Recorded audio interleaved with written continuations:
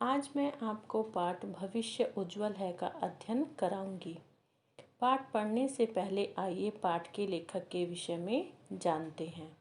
हजारी प्रसाद द्विवेदी का जन्म सन 1907 में बलिया के दुबे परिवार में हुआ था।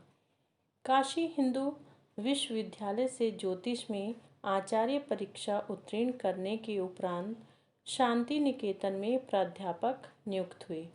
फिर काशी हिंदू विश्वविद्यालय एवं चंडीगढ़ विश्वविद्यालय में हिंदी विभाग के अध्यक्ष रहे। द्विवेदी जी हिंदी के सर्वश्रेष्ठ निबंधकारों, समीक्षकों और सांस्कृतिक उपन्यासकारों में से एक हैं।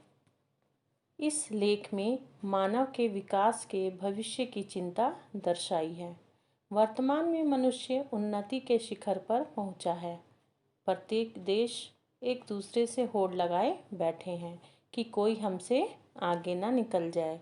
इसी कारण विनाश के भी कदम आगे बढ़ रहे हैं, जिससे मनुष्य का जो भविष्य है वो संकट में आ गया है। इसी को लेकर वह चिंतित है। हर तरफ उत्पादन की होड़ लगी है। जिस देश में आधुनिक तकनीक का पूर्ण उपयोग हो रहा हो तथा जिसका उत्पादन अधिक हो, वही देश आधुनिक तरीकों को अपनाना चाहता है और अपने देश का उत्पादन जो है अधिक बढ़ाने का स्वप्न देखता है। वे एक दूसरे के बाजार पर अपना अधिकार करने के लिए अपने उत्पादन बेचने के लिए होड़ में लगे रहते हैं।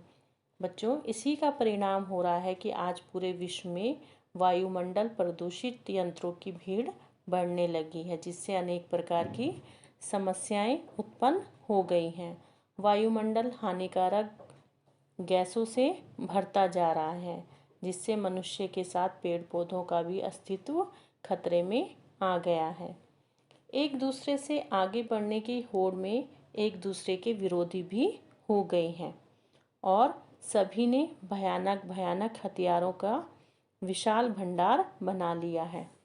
किसी भी युद्ध की स्थिति में कोई भी देश इन भयानक हथियारों और परमाणु बमों का प्रयोग करके संपूर्ण मानव जाति को समाप्त करने की शक्ति रखता है। जहां एक और मनुष्य की बुद्धि ने धरती को मानव शून्य बनाने के हथियार तैयार कर दिए, वहीं दूसरी ओर मनुष्य मानव विनाश की आशंका से कांप रहा है कि ना जाने किस दिन यह संपूर्ण विश्व इसकी चपेट में आ जाए।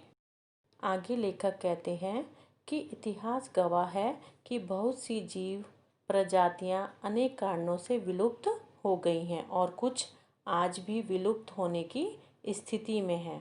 मनुष्य शायद पहला प्राणी है जिसमें अपने भविष्य को देखने की शक्ति है और इसीलिए वह अपने भविष्य को लेकर चिंतित भी है। बच्चों, यह हम सभी जानते हैं कि विज्ञान और तकनीक ने हमें बहुत कुछ दिया है, जिससे मनुष्य एक दूसरे के निकट आए हैं और वह दीर्घजीवी, निरोगी और सुसंस्कृत बना है। यहाँ कहने का तात्पर्य है कि विज्ञान और तकनीक ने मनुष्य को वह हर सामान दिया है जो उसे अपनी सुविधा के लिए चाहिए। इसके बाद भी मनुष्य चिंतित है। अब लेखक यहाँ अलग अलग विचारधारा के मनुष्यों की बात करता है। पहला, सुखी मनुष्य भविष्य को लेकर चिंतित नहीं है, क्योंकि वे प्रकृति के मूल्यवान भंडारों की लूट मचाकर आराम और संपन्नता प्राप्त कर रहे हैं। लेकिन दूसरी ओर वे मनुष्य हैं जो अधिक भावुक हैं और मानव जाति को महाविनाश की ओर बढ़ते हुए देखकर विचलित हो उठते हैं। ऐसे मनुष्यों की संख्या जो है वो साधारण सुखी मनुष्यों से कम है। ऐसे भावुक मनुष्य के भीतर दर्द, व्याकुलता और चिंता है। इसी प्रकार के दोनों मनुष्य को समझाकर कबीरदास ने कहा था, सुखिया सब संसार है खाए और सोए, दुखिया दास कबीर है जागे और रोए। यह कहने का तात्पर्य कि लोग खाते हैं और सोते हैं, उन्हें किसी बात की चिंता नहीं, वह सिर्फ खाने एवं सोने से ही खुश हो जाते हैं। जबकि सच्ची खुशी तो तब प्राप्त होती है जब आप प्रभु की आराधना में लीन हो जाते हैं, परंतु भक्ति का मार्ग इतना आसानी से नहीं मिलता। इसी कारण से संत कबीर को जागना और रोना पड़ता है। इन पंक्तियों में सारी चिंता का मूल कारण क्या बताया गया है? जागना। जागना अर्थात विवेक से सोचना। मनुष्य ने जिस बुद्धि से महानाश के साधन ढूंढ लिए हैं और वह तेजी से विनाश की ओर दौड़ रहा है, वही बुद्धि आज भी जाग रही है। उसके हृदय में पीड़ा है तो आशा भी है। यहाँ कहने का तात्पर्य यह है कि जब मनुष्य अपने ही गलत कार्यों में फंसता है तो वह सोचने समझने तथा भविष्य के प्रति सतर्क होने के कारण वह उन कठिनाइयों से निकल भी जाता है। यदि पीड़ा है तो आशा भी है। यह उक्ति एक प्रसिद्ध चिकित्सक की है जिसे लेखक के परम मित्र प्रोफेसर गुरुदयाल मलिक ने जीवन मंत्र की तरह ग्रहण कर लिया था। इसी विषय पर उन्होंने एक सच्ची कहानी भी सुनाई थी। लेखक अपने मित्र के बारे में कहते हैं कि मेरा मित्र प्रोफेसर गुरुदयाल मलिक एक ब्रह्मचारी थे। वे गांधी जी और गुरुदेव के शिष्य थे और 3 बंधु CF एंड्रयूज के साथ काम करते थे। लेखक का मानना है कि मलिक साहब जैसे सीधे साधे और बिना छल कपट वाले व्यक्ति जो हैं वो भगवान की दया दृष्टि से ही मिलते हैं। एक बार मलिक जी जो है अपने मित्र से मिलने मुंबई पहुंच गए। उन्हें देखकर उनका मित्र बड़ा प्रसन्न हुआ और उसने बड़ी अपनी समस्या जो थी मलिक साहब को बताते हुए कहा कि मुझे किसी आवश्यक कार्य से बाहर जाना है और मेरी पत्नी जो है गर्भवती है और बच्चा पैदा होने का समय भी निकट है। अब आप आ गए हो तो मुझे कोई चिंता नहीं है, आप 2-4 दिन मेरे घर पर ही रहो। उनका मित्र उन्हें जो गृहस्थी के सभी कर्तव्य समझाकर और परिवार की महिला डॉक्टर और नर्सों की सूची उनको थमाकर चले गए और साथ ही यह भी कह गए कि अगर तकलीफ दिखे तो विदेशी डॉक्टर को भी बुला लेना और साथ ही टेलीफोन पर जो है बड़े डॉक्टर से उनका परिचय भी करा गए। मलिक जी ने यह सब प्रसन्नतापूर्वक स्वीकार कर लिया। उन्हें बाद में पता चला कि जिसकी सेवा करनी है उनके निकट भी नहीं जा सकते क्योंकि वे ब्रह्मचारी थे।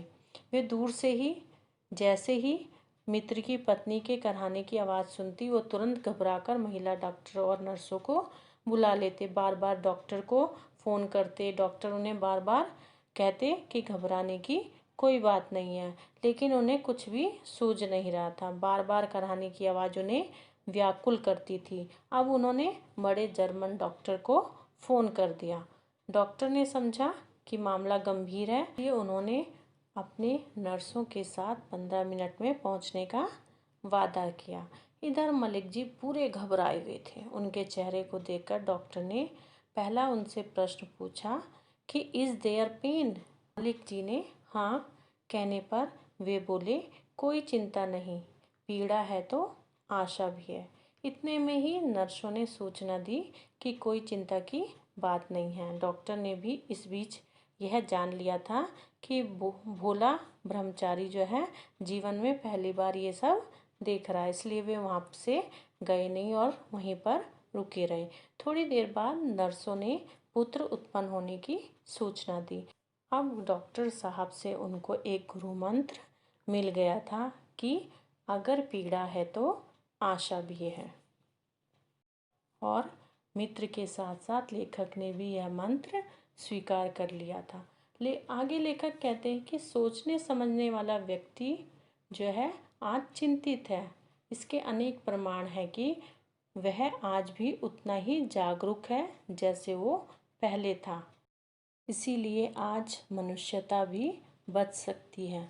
मनुष्य कई बार भटका है, गिरा है, लेकिन फिर संभल कर उठा भी है और अपनी ही गलतियों के जाल से उसने अपने आप को मुक्त भी किया है। फिर से एक नई ज्योति जलाकर वह आगे बढ़ा है। आज संकट तो उपस्थित है, लेकिन लेखक कहता है कि इसमें कोई संदेह नहीं कि वह इस बार भी बचेगा और नई आशा नई उमंग लेकर वह फिर आगे बढ़ेगा, क्योंकि मनुष्य का भविष्य निश्चय ही उज्जवल है। बच्चों, इस पाठ के द्वारा आज हमने जाना कि सही चिंतन और विवेक से ही मनुष्य के विनाश की ओर बढ़ते कदम रुक सकते हैं। धन्यवाद।